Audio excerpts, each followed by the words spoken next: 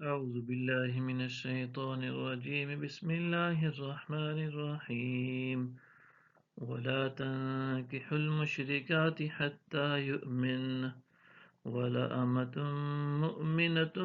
خير من مشركة ولو أعجبتكم ولا تنكحوا المشركين حتى يؤمنوا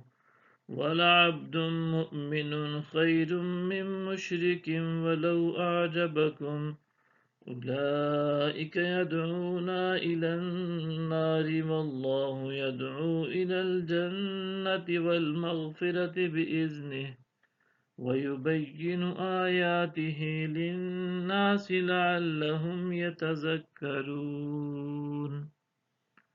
اور تم مشرک عورتوں کے ساتھ نکاح مت کرو جب تک وہ مسلمان نہ ہو جائیں، اور بے شک مسلمان لونڈی مشرک عورت سے بہتر ہے، خواہ وہ تمہیں بھلی ہی لگے۔ اور مشرک مردوں سے نکاح بھی نہ کرو جب تک وہ مسلمان نہ ہو جائیں، اور یقیناً مشرک مرد سے مومن غلام بہتر ہے، خواہ وہ تمہیں بھلا ہی لگے۔ وہ دوزخ کی طرف بلاتے ہیں اور اللہ اپنے حکم سے جنت اور مغفرت کی طرف بلاتا ہے، اور اپنی آیتیں لوگوں کے لیے کھول کر بیان فرماتا ہے تاکہ وہ نصیحت حاصل کریں۔ وَيَسْأَلُونَكَ عَنِ الْمَحِيضِ قُلْ هُوَ أَذًى فَاعْتَزِلُوا النِّسَاءَ فِي الْمَحِيضِ وَلَا تَقْرَبُوهُنَّ حَتَّى يَطْهُرْنَ فَإِذَا تَطَهَّرْنَ فَأْتُوهُنَّ مِنْ حَيْثُ أَمَرَكُمُ اللَّهُ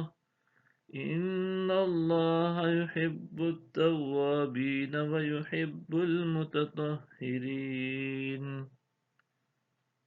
اور آپ سے حیض کی نسبت سوال کرتے ہیں، فرما دیں وہ نجاست ہے،